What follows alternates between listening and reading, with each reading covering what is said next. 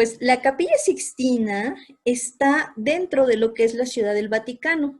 Si ustedes observan en la foto, van a encontrar lo que es la Plaza de San Pedro, lo que es la Basílica de San Pedro, el Obelisco de Bernini y la Columnata de Bernini. Estos bracitos que se ven acá, esta construcción arquitectónica con columnas, recibe el nombre de Columnata de Bernini. Y bueno, desde aquí se paran las personas a esperar que el Papa salude y en ocasiones, cuando se da la misa dominical, se asoma por el balcón. Y ustedes dirán, y bueno, ¿dónde está la Capilla Sixtina tan magnífica y como una clave en el arte del Renacimiento? Pues uno quisiera tenerla a la vista. Sin embargo, yo les digo que si ustedes se paran aquí no podrían verla, porque la Capilla Sixtina es este espacio que está aquí. Es un espacio arquitectónico que se pierde entre todos estos edificios que rodean la Basílica de San Pedro. Y aquí les puse una ampliación de lo que es la construcción, porque realmente es una construcción bastante sencilla. Vamos a la siguiente. Bueno. La Capilla Sixtina tiene una planta rectangular, se le ha considerado que tiene una arquitectura de caja de zapato, porque es bastante simple, es un rectángulo con un techo a dos aguas, y bueno, no tiene ninguna fachada, y la entrada se tiene que hacer por lo que ahora son los palacios apostólicos. Va a deber su nombre a Sixto IV, quien va a reestructurar la Capilla Magna entre 1477 y 1480. Capilla Magna era el nombre que recibía antes de que se le asignara el nombre de Sixtina por el Papa que hace esta remodelación. Y finalmente en 1483, el mismo Papa Sixto IV dedica la capilla a la Asunción de la Virgen. Como ustedes pueden ver en la imagen que está a su derecha, van a encontrar lo que es la Capilla Sixtina, ya con las pinturas de diferentes artistas para el periodo de 1477 a 1480. Y si ustedes observan la bóveda, no va a tener las pinturas todavía de Miguel Ángel. Eso se va a dar hasta principios del siglo XVI. En esta parte de aquí vamos a ver las medidas que tiene la Capilla Sixtina. De alto tiene aproximadamente 20.7 metros de altura, de largo 40.9 y de ancho 13.4 metros. Como les digo, es una construcción bastante pequeña. Ahora bien, si por fuera la Capilla Sixtina no cuenta con una fachada que sea impresionante, que esté decorada, por dentro vamos a encontrar muchas manifestaciones artísticas que van a enriquecer a esta construcción. Y principalmente son las manifestaciones de pintura. Los frescos que ustedes ven aquí en esta fotografía del muro van a ser realizados entre 1481 y 1482, por varios artistas de la época. Cabe resaltar que en todo lo que es el arte italiano había una gran competencia en los diferentes pintores por tener la preferencia de los mecenas. Ya estamos hablando, por ejemplo, de los Medici, de los Uffizi e inclusive de los papas. Por ello, van a participar varios pintores en estos frescos, no solamente va a participar uno, sino que van a ser varios. En este caso van a ser Pietro Perugini, Sandro Botticelli, Domenico Ghirlandaio, Cosimo Roccelli y los ayudantes que tenían ellos en sus talleres. Antes, cuando alguien quería estudiar pintura, quería estudiar escultura, no se acudía normalmente a una academia como lo haríamos al día de hoy, sino que lo que pasaba es que estos aprendices iban a ingresar al taller del maestro, iban a trabajar con él codo a codo y de ahí iban a aprender las diferentes técnicas e iban a ir madurando para después ellos independizarse y poder realizar sus propias obras independientemente de su maestro. En lo que es el muro sur, vamos a ver imágenes de la vida de Moisés. En la parte de arriba de estos frescos que tenemos sobre la vida de Moisés, vamos a tener figuras de los sumos pontífices que gobernaron Roma desde Pedro, hasta Sixto IV, que fue el que reestructura la Capilla Sixtina. Algo bien interesante que resaltar en lo que es estos frescos es este cortinaje que tenemos en la parte de abajo. Muchos pensarían que es tela, pero en realidad es pintura al fresco que está representando este elemento decorativo de los muros de la Capilla Sixtina.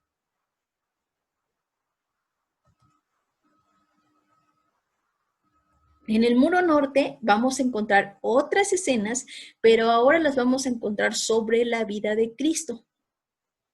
Ustedes pueden observar de este lado, por ejemplo, lo que es la última cena, y en esta esquina observamos el bautismo de Cristo. Ahora bien, Miguel Ángel. ¿Quién fue Miguel Ángel? Miguel Ángel Buonarroti nació en 1475 y procedía de una familia de mercaderes y banqueros de Florencia. Cuando él era niño empezaba a tener gusto por el dibujo, sin embargo su padre no estaba muy de acuerdo con que su hijo se dedicara a las artes. Él quería que estudiara para abogado o bien para contador y pues sirviera también a lo que es la familia Medici. Sin embargo, por más que el papá trató de alejarlo de la parte artística, él a los 13 años va a ingresar al taller de Domenico Ghirlandaio, donde aprende técnicas de pintura y después es invitado por la familia Medici a vivir en su palacio y poder ahí desarrollar su técnica artística. ¿Esto qué quiere decir? Acuérdense de los mecenas que hablábamos. La familia Medici se dedicaba a albergar en su casa o en sus palacios a diferentes artistas y que estos artistas aportaran escultura, pintura, dibujo en lo que es el acervo artístico. No es, por ejemplo, de extrañarse que exista la Galería de los Uffizi, precisamente producto de ese mecenazgo que ellos ejercían en los diferentes artistas de la época. Posteriormente, él en 1496 va a viajar por primera vez a Roma y va a realizar la Piedad. La Piedad es esta escultura que se encuentra en la Basílica de San Pedro, en una de las capillas, donde vemos a la Virgen María recibiendo el cuerpo muerto ya de Jesucristo cuando es bajado de la cruz. Esa es una representación que transmite mucho dolor, mucha angustia y bueno, en su tiempo fue bastante reconocido y creo que hasta el día de hoy todavía impresiona la belleza y la expresión emocional que tiene esta escultura. Y entre 1500 y 1504 va a crear una escultura que va a ser el parteaguas del trabajo de Miguel Ángel Buonarroti con el mármol, el David, que lo tenemos aquí. El David es esculpido en una época en donde Florencia está peleando por el establecimiento de la República. Ahí van a ser derrocados los Medici, quienes habían sido pues, sus mecenas precisamente de Miguel Ángel. Y él va a esculpir el David en este tiempo de revueltas y del asentamiento de la República. Por lo tanto, el David va a ser la representación del triunfo de Florencia por su autonomía. Esto es interesante porque prácticamente toda la vida de Miguel Ángel va a estar empapada de diferentes cambios en la época. Por ejemplo, él va a vivir el cambio entre lo que es el arte del medievo al Renacimiento. Y también va a vivir la Reforma Protestante. Incluso en la ciudad donde él vivía, que era Florencia, también va a vivir estos cambios políticos que al final de cuentas van a influir en lo que es sus representaciones artísticas. Y el David no es la excepción. Cuando el David es inaugurado, después del arduo trabajo que hizo Miguel Ángel con el mármol, muchos personajes que van a estar a favor de la familia Medici van a atacar la escultura y van a tratar de derribarla. Finalmente no lo logran y el David se queda como una representación del triunfo de la República. Actualmente se encuentra, el David se encuentra en la Galería de Florencia y una réplica de ella está en la Plaza de la Señoría, donde originalmente estuvo colocada.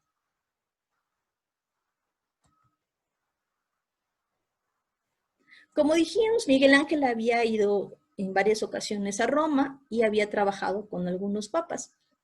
Pero en 1505 va a regresar a Roma y va a iniciar un proyecto con el Papa Julio II, el cardenal de la Roque. Él le va a proponer a Miguel Ángel que realice una tumba para él mismo y él diseña una gran tumba con 40 esculturas con personajes del Antiguo Testamento. Iba a ser una tumba muy ostentosa en cuanto a decoraciones, con muchas esculturas en mármol, y él se toma el proyecto muy en serio. Incluso viaja a Carrara, donde personalmente va a trabajar hombro con los canteros para sacar esos grandes bloques de mármol para poder hacer esta tumba que le había solicitado Julio II. Cuando él regresa a Roma, resulta que Julio ya andaba con otros planes. Él ya tenía en su cabeza otras ideas y ahora estaba enfocado el proyecto de construir una nueva basílica, la nueva Basílica de San Pedro. Él se molesta mucho y se va de Roma para regresar en 1508, cuando el mismo Julio II le va a encargar la tarea de pintar la bóveda de la Capilla Sixtina. Cabe mencionar que Julio II era sobrino de Sixto IV, el que remodela precisamente la Capilla Sixtina, y un honor a su tío es que él trata de darle como que una mayor belleza a lo que es el recinto. Bueno, pues Julio II le propone esta tarea a Miguel Ángel, aún sabiendo que Miguel Ángel en ese momento no estaba desarrollándose tanto en la pintura como lo estaba haciendo en la escultura. Además, prácticamente era el primer proyecto grande de Miguel Ángel con la técnica al fresco. Además, al rato vamos a hablar de qué se trata esta técnica. Pero ¿por qué precisamente elige a Miguel Ángel? Se dice que la competencia era tan grande entre los artistas de la época, el arquitecto de la Basílica de San Pedro y Rafael Sanzio, otro de los pintores consentidos del papado, van a recomendar a Miguel Ángel para realizar esta labor. Y ustedes dirán, ah, pues qué buena onda de ellos, de recomendarlo. Pues no, lo hicieron con la doble intención de que Miguel Ángel fracasara. Al no ser un experto en la pintura del fresco, esperaban que quedara muy mal con Julio II y que no se le volviera a contratar para un trabajo en el Vaticano. Cuando Julio II propone este proyecto a Miguel Ángel, le dice que quiere varias representaciones de los 12 apóstoles de Cristo. Él, sin embargo, hace una propuesta para representar escenas del Antiguo Testamento, específicamente de lo que es el Génesis. Para octubre de 1512 los frescos ya estaban concluidos y fueron inaugurados el 1 de noviembre del mismo año, el Día de Todos los Santos. Fueron 4 años en los que Miguel Ángel se encarga de pintar lo que es la bóveda y los lunetos que están por arriba de las representaciones de los papas. Estos de aquí y la bóveda.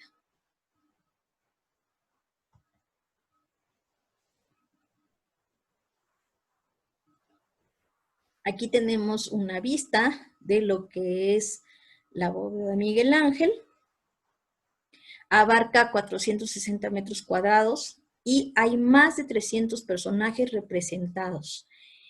Se utiliza la técnica al fresco, como les he comentado en otras charlas. La técnica al fresco, ¿de qué se trata? Es pintar mientras el muro esté húmedo. ¿Esto qué quiere decir? Que antes de que el pintor realice algo en la pared o en este caso en la bóveda, tiene que haber una preparación. En la parte que realizó Miguel Ángel se utilizó una mezcla de arena con cal muerta y se hace un tipo de enlucido, una cubierta sobre lo que es el muro, y mientras este muro esté fresco, el pintor tiene aproximadamente 10 horas para realizar el trabajo. En el fresco no hay corrección de errores. Si algo falla, se tiene que destruir completamente y el pintor volver a iniciar. ¿Cómo se iba a realizar esta tarea tan titánica en pleno inicio del siglo XVI, en el Quattrocento italiano?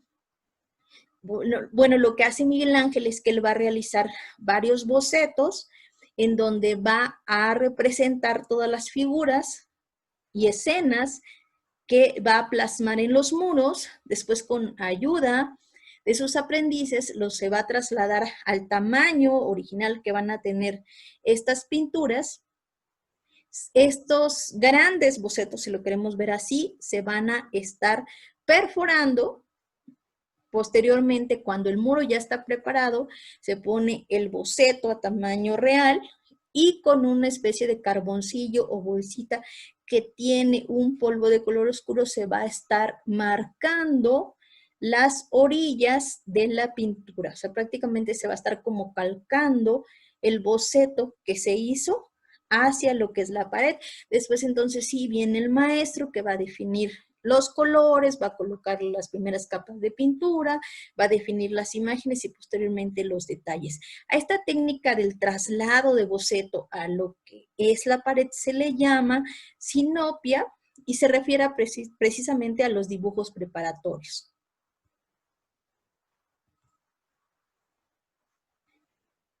Bueno, ¿cómo está representado el fresco? ¿Cómo es la composición de los personajes en el fresco de Miguel Ángel, en la bóveda? Para empezar, vamos a ver los elementos que conforman esta composición. Primero vamos a ver lo que son las pechinas, que van a ser las esquinas que van a dar a la entrada y al altar. En esa imagen no se van a notar mucho, pero si ustedes ven son estos triángulos que están en las esquinas. Y aquí lo vemos en color azulito. Después vamos a ver las escenas principales que van a estar en la parte de en medio. Van a ser 9 escenas que, como les dije, van a ser escenas de lo que es el Génesis. Luego vamos a tener a los profetas y a las sibilas. Los profetas van a estar representados en estos espacios, pero van a estar intercaladas con las sibilas. Si ustedes ven aquí, aquí tenemos un profeta, tenemos una mujer, la que vamos a llamar sibilas, ahorita les explico qué es una sibila. Tenemos otro profeta, una sibila, y lo mismo va a pasar del otro lado, primero una sibila, luego otro profeta, y así nos vamos. Los profetas, como nosotros sabemos y hemos escuchado alguna vez del Antiguo Testamento, son aquellos que van a hablar de lo que va a suceder al futuro y van a predecir, por ejemplo, la venida de Cristo, la vida de la Virgen y la muerte y resurrección de Jesucristo. Las sibilas van a ser mujeres que se van a dedicar al arte de la adivinación, son las pitonisas, van a ser aquellas que pueden predecir el futuro y cada una de ellas viene de una región especial y de ahí vienen sus nombres. Estas mujeres provienen de lo que es la cultura griega y entonces aquí vemos cómo Miguel Ángel va a responder a un sincretismo del cristianismo con las culturas clásicas.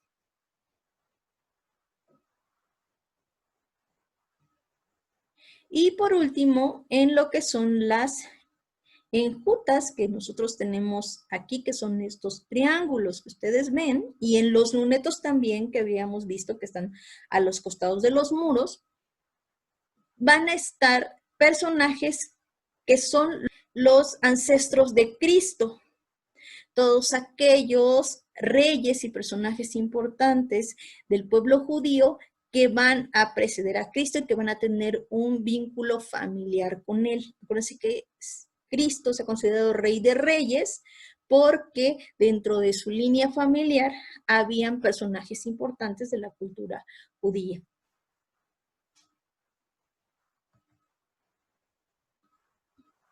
Bueno, aquí tenemos un pequeño plano donde vamos a poder ver cómo van a estar distribuidos estos personajes. Ahorita solo vamos a mencionar algunos porque más adelante vamos a ver lo que son las pinturas y su acomodo. Vamos a ver escenas de David y Goliat, de Judith, del castigo de Amás, la serpiente de bronce. En la parte de en medio vamos a ver escenas de Noé, como el diluvio universal. y escenas de Adán y Eva, como el pecado y la expulsión del paraíso, la creación de Adán, la creación de Eva y la creación de los astros. En esta parte de aquí, ustedes pueden ver las diferentes fases de creación donde Dios aparece, por ejemplo, separando las luces de las tinieblas, separando la tierra del mar, la creación del sol y de la luna, y tal vez la representación más conocida, que es la creación del hombre. Y bueno, también podemos distinguir algunos nombres de los profetas, como Isaías, como Daniel, y de algunas sibilas que, como les decía, reciban el nombre del lugar en donde ellas habitaban, que es la sibila délfica, que es de Delfos, en Grecia, la sibila cúmana y, por ejemplo, la sibila líbica. Y esta es la composición de lo que es la bóveda, ya con los detalles. Estos de aquí, que son las enjutas, aquí vamos a ver lo que son los antepasados de Cristo.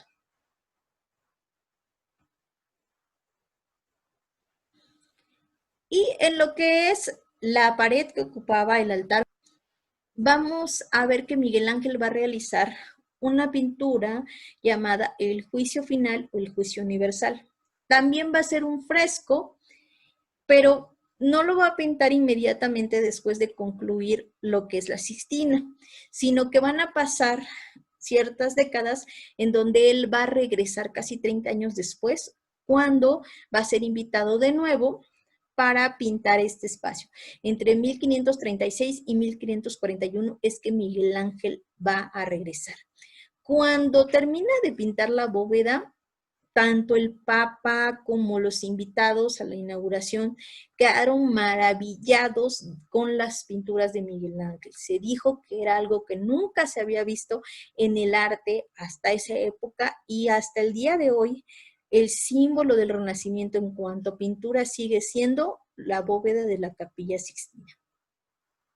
Y bueno, ya regresando al tema del juicio universal o el juicio final, vamos a tener que este fresco que realiza Miguel Ángel es completamente diferente a lo que vemos en la bóveda. No solamente los colores, sino también la composición y lo que Miguel Ángel quiere representar. La figura central va a ser Cristo, lo vamos a encontrar desnudo, solamente está tapado con un manto.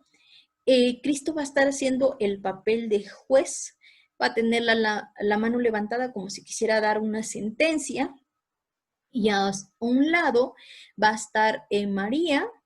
Ella va a estar observando las escenas pues, lamentables que están pasando en la parte de abajo. ¿Quiénes se van a proyectar sobre este cielo azulado que va a pintar Miguel Ángel?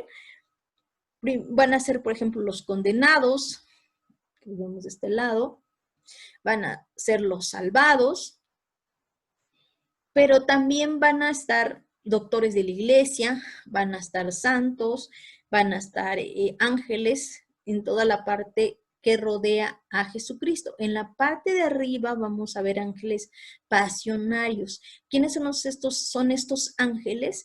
Van a ser ángeles que van a portar algún símbolo de la pasión de Cristo. En este caso, estos ángeles que se ven aquí están portando la corona de espinas, y de este lado, lo tapa un poquito la decoración de la diapositiva, están mostrando o están llevando la columna donde fue flagelado Cristo. Esto es muy importante porque en estas representaciones de ángeles, los ángeles no van a tener alas. Se saben que son ángeles por los símbolos que están llevando, y porque siempre que nosotros analizamos una pintura religiosa, en la parte superior siempre va a estar representada la parte celestial. Entonces aquí sabemos que son seres celestiales, por lo tanto son ángeles. Aquí ellos también están llevando la cruz. Sin embargo, esta pintura va a causar mucho revuelo, incluso quiso ser pues destruida porque resultaba ofensivo por los desnudos que estaba representando, incluso el mismísimo Jesucristo.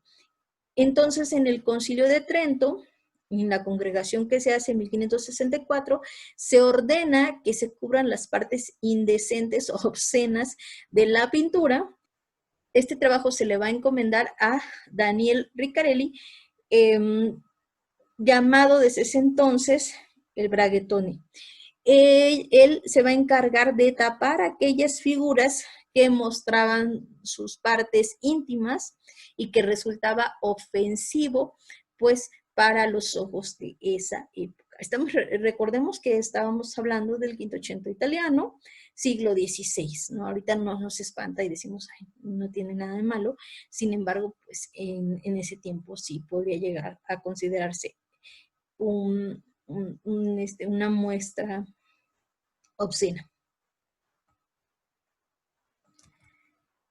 Bueno, antes de pasarme a lo que son las representaciones de la Sixtina en el mundo, quisiera recomendarles que visiten un sitio en donde ustedes pueden hacer una visita virtual a lo que es la Capilla Sixtina. Voy a pasarme hacia ese recorrido virtual para que ustedes lo vean.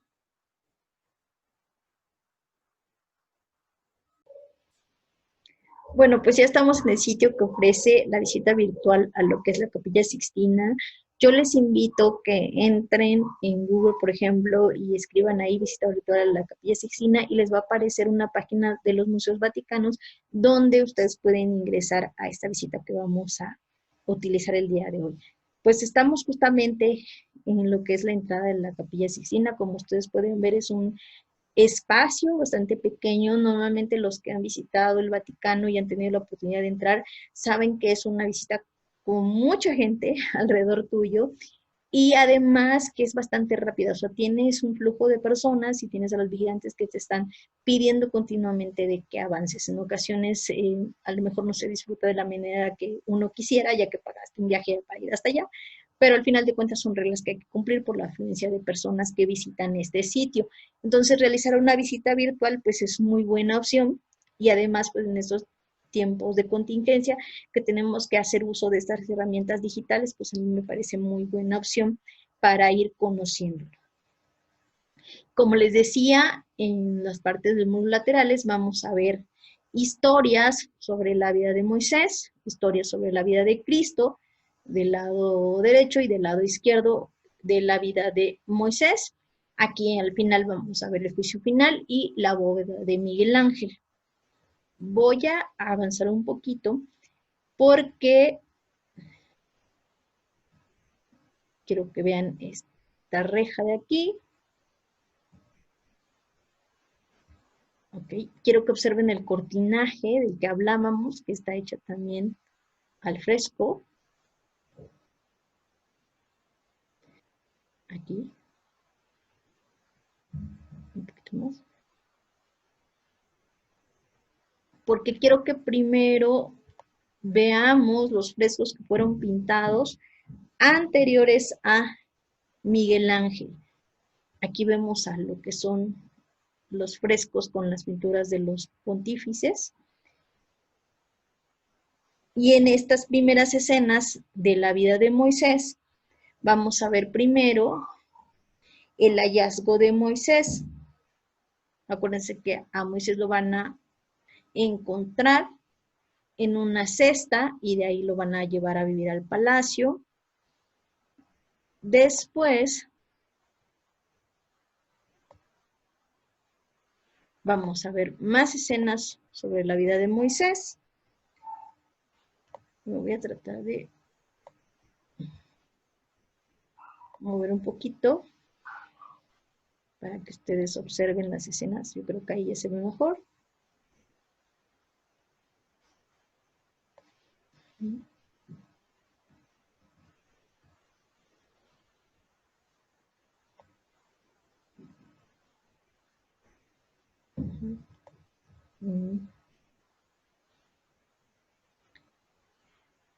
Si ustedes observan la escena que está aquí, sería el paso de Moisés por el Mar Rojo. Acuérdense que ahí a Moisés lo están persiguiendo los soldados del faraón y él con su bastón abre el mar rojo para que pase el pueblo judío, y precisamente detrás del último judío que va pasando se va cerrando el mar rojo, provocando que los soldados del faraón mueran en esa persecución. También vamos a ver las tablas de los 10 mandamientos.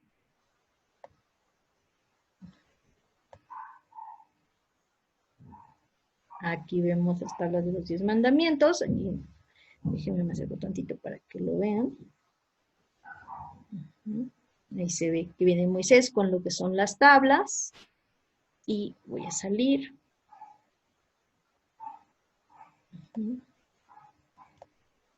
Para que veamos las últimas escenas que tenemos aquí, donde habla sobre la muerte de Moisés, ya muy anciano, y de este lado está lo que es la disputa por el cuerpo de Moisés. Fíjense cómo también se integra todas las caras de la Capilla Sixtina. En esta pared que da precisamente a lo que es la entrada, vamos a encontrar cómo es que la vida de Moisés y la vida de Jesús se unen en forma cronológica. Si ustedes se fijaron, empezamos desde el altar y las primeras escenas desde que lo encuentran, que es adoptado y es llevado al palacio, hasta su muerte. Y aquí se va a encontrar con la muerte de Jesucristo. Y si nosotros vamos regresando, vamos a ir haciendo un regreso cronológico también de la vida de Cristo, porque aquí vemos la última cena, vemos la entrega de las llaves de la ciudad,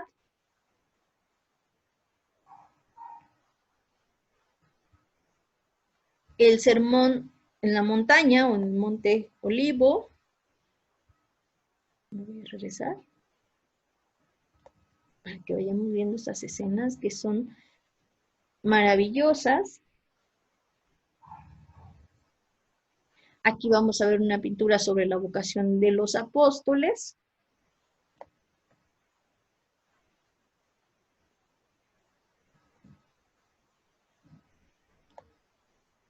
Y de este lado, como decíamos, si quisiéramos iniciar de manera cronológica, esta sería la primera que debíamos de ver, donde está el bautizo de Jesucristo por Juan el Bautista y el Padre siendo testigo de la escena.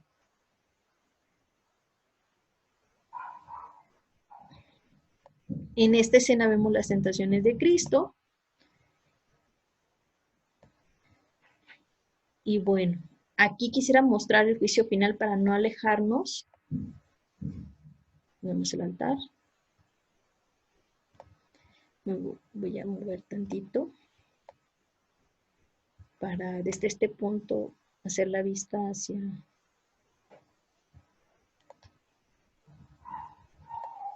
el juicio final. Acercarnos un poquito, donde vemos a Jesucristo, como habíamos dicho. Aquí vamos a ver a los ángeles pasionarios de los que hablábamos. Aquí están con la columna, aquí están con la corona de espinas y con la cruz. Está Jesucristo rodeado por los profetas, rodeados por santos y doctores de la iglesia. Y la parte más interesante, yo creo, de esta composición es cómo va haciendo Miguel Ángel diferentes niveles entre su composición. Como les decía, la parte celestial, que están representados por los ángeles pasionarios. Luego tenemos también a Cristo en la parte celestial, junto con todos aquellos que fueron justos. Entonces van a ser llevados junto a Él y van a estar a su derecha y a su izquierda. Luego tenemos acá precisamente a los que van a ser, primero los que van a ser salvados y a los que van a ser condenados. Vean cómo hay una desesperación de todos estos personajes por tratar de salvar a aquellas almas. Y estos ángeles de acá con sus trompetas lo que van a estar haciendo es despertando a los muertos. Acuérdense que, bueno, esta narración se está basando en lo que es el Apocalipsis de San Juan, y la Divina Comedia de Dante Alighieri. Acuérdense que los muertos van a estar dormidos esperando la resurrección de Cristo. Y bueno, estos ángeles con sus trompetas lo que van a hacer es tratar de despertar a esos muertos para que lleguen a su juicio y ahí se decida si van a ser salvados o van a ser condenados.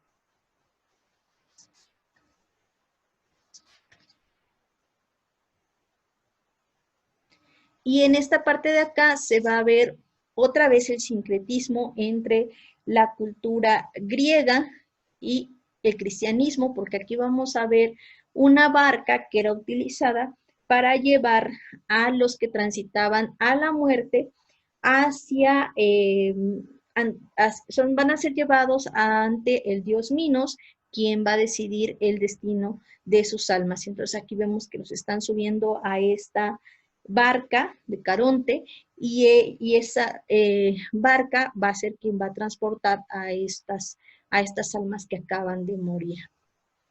Es interesante de esta parte es observar a estos dos santos. Aquí está San Lorenzo y San Bartolomé. San Lorenzo, diácono, si ustedes alguna vez han escuchado de él va a morir por martirio, quemado en una parrilla, y si ustedes lo ven, va a tener agarrada una parrilla. Y San Bartolomé va a morir desollado, y aquí vemos la piel que le fue arrancada, y precisamente en esa piel que está desollada se ha dicho, según algunos investigadores y biógrafos de Miguel Ángel, que es un autorretrato de él que va a plasmar en la piel de Bartolomé.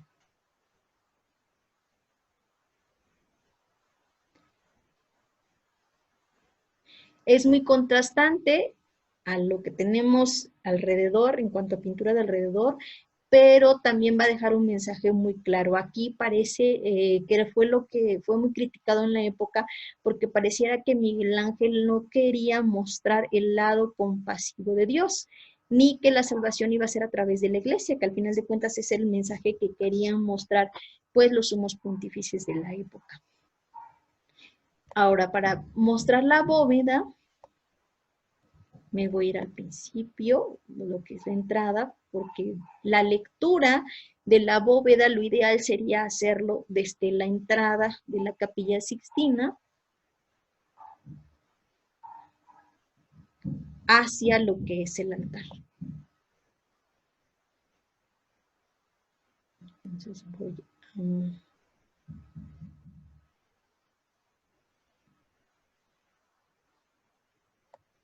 a hacer una toma. Creo que sí sería. Quedarían un poquito de cabeza estas dos escenas de aquí, pero vale la pena verlas. Bueno, acuérdense que en las pechinas vamos a tener esta escena de Judith, y esta otra que de David y Goliat.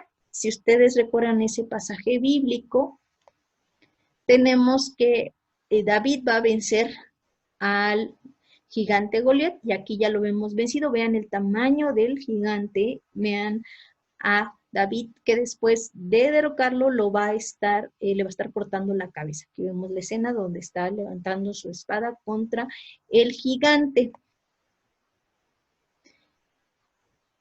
También vamos a ver al profeta Zacarías de este lado, un poquito de cabeza por la composición, no se preocupen. Y aquí vamos a poder ver los contrastes entre las sibilas. Y los profetas, aquí tenemos al profeta Joel y a la sibila délfica, y así se van a ir intercalando. En la que sigue, junto a Joel, va a estar la sibila emeritea, y del otro lado va a estar Isaías, y así se van a ir intercalando un profeta y una sibila. Acuérdense que desempeñaban prácticamente la misma función, nada más que uno fue en la cultura judía, en el caso de los profetas, y otros en las culturas clásicas, que son las sibilas. En la parte central, como ustedes pueden ver, tenemos a estos personajes un poco andróginos, que van a estar desnudos, que son jóvenes, a eso se les van a llamar ignutis, ese es el nombre que les va a dar Miguel Ángel, y van a estar acompañando las diferentes escenas que va a estar representando Miguel Ángel del Génesis. Son 20 de ellos, y van a tener también estos medallones que van a tener como un color cobrizo, que también están realizados al fresco, van a representar escenas del Antiguo Testamento y del libro de los Macabeos. La primera escena que va a estar representada es Noé borracho y avergonzado. Noé va a tener un viñedo y él va a cultivar uvas, y se dice que en una ocasión pues se pasa de copas y termina borracho y desnudo. Entra uno de sus hijos, entra, y cuando lo ve desnudo, en lugar de tapar a su padre, lo que hace es ir a buscar a sus otros 2 hermanos para mostrarle a su padre desnudo. Para los judíos era una gran ofensa estar desnudo enfrente de alguien. Entonces, cuando los otros 2 hermanos entran, se dan cuenta que su padre pues está en una posición muy penosa, y ellos entran de espaldas para no ver a su padre pues en esa situación. Por lo tanto, los 2 hermanos que no quisieron humillar a su padre son perdonados, y el primero que entra y que va y prácticamente pues lo humilla, ese va a ser castigado. Aquí tenemos la escena del diluvio universal.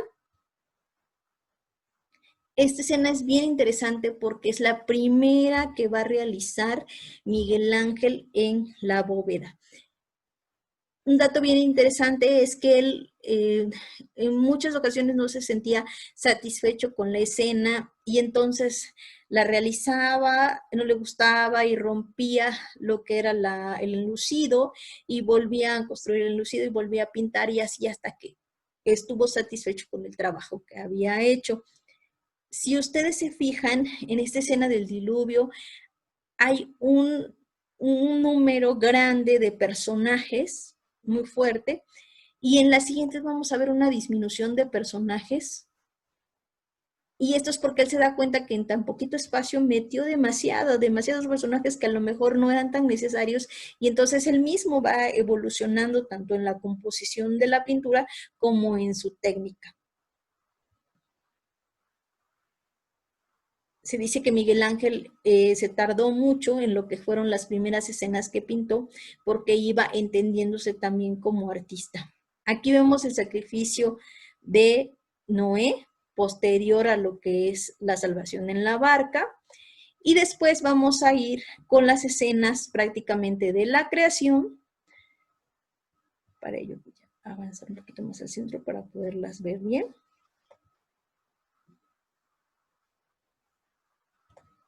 Voy hacia arriba. Primero vamos a tener lo que es la expulsión de Adán y Eva del paraíso. Ahí vemos cómo ellos van a estar tomando el fruto prohibido, y una serpiente va a ser quien efectúa esa tentación, pero si ustedes se fijan, termina con el símbolo de una mujer. Posteriormente ellos van a sentir su desnudez, se van a sentir avergonzados, y Dios los va a expulsar del paraíso, y aquí los vemos saliendo ya del Edén. Y aquí vemos lo que es la creación de Eva. Si ustedes se fijan, Adán está dormido porque de ahí extrajeron sus costillas para crear a su compañera. Y a lo mejor la escena más representada de todo lo que son los frescos de Miguel Ángel en la Sixtina va a ser esta escena del dedo de Dios, porque aquí Dios va a crear a Adán, y con la unión de sus dedos va a darle vida. Y posteriormente en las escenas donde Dios va a separar lo que es el mar de la tierra, va a crear los astros y va a separar la luz de las tinieblas en esta parte de acá. Este es Jonás. Si ustedes recuerdan la historia de Jonás, él va a ser devorado por una ballena y de ahí va a ser salvado por Dios. Aquí Jonás va a estar representado, pero si ustedes se fijan, el pez, que debería ser una ballena, en realidad es un gran pez grande. Aquí tenemos sus ojos, aquí tenemos la boca, las aletas se alcanzan a apreciar, porque, bueno, nosotros al día de hoy sabemos que es una ballena, la hemos visto en documentales, algunos los han visto incluso en vivo cuando van a algún tour por ahí de naturaleza, por ejemplo en Los Cabos, en algunos espacios se pueden visualizar ballenas, conoce muy bien que es una ballena. Pero si nosotros nos vamos al siglo XVI, donde viene de un relato de un pez muy grande que devora a Jonás, pues ellos se van a imaginar los peces que a lo mejor llegaban a su mesa, pero lo único que hace Miguel Ángel es representarlo de un tamaño bastante grande y no como una ballena nos imaginaríamos nosotros o quisiéramos verlo en la pintura de Miguel Ángel. Y eso nos habla de la temporalidad del artista. ¿Esto qué quiere decir? Que pues realmente el artista trabaja con los recursos que tiene en el momento en el que él está viviendo.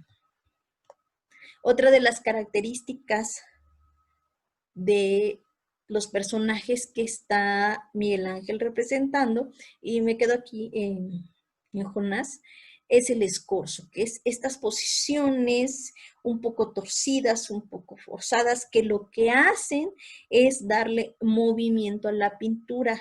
Digamos que entonces la pintura ya no es estática, con estos escorzos, con estas posiciones que denotan, por ejemplo, la contracción de la musculatura en el movimiento, va a dar precisamente dinamismo a la pintura. Tú vas a poder intuir el movimiento que están haciendo los personajes en cada una de las representaciones que hizo Miguel Ángel. Me voy a regresar a la presentación para continuar. Por ahí en los comentarios les voy a dejar los links a estas visitas virtuales que me parecen muy buena opción para que ustedes puedan contemplar estos espacios y pues disfrutar de la magnificencia que tienen.